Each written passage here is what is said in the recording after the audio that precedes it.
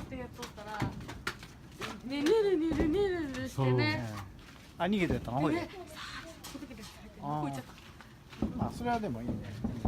あんまりね、お前むやみで殺すお前だったら別に何とも思わんでしょ。の。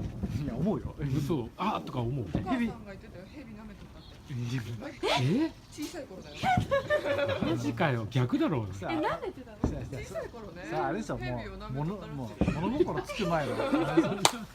普通ヘビに舐められたりとかじゃないの、めちゃめちゃ舐めてあげた。それぐらい野生性があった。すごいな。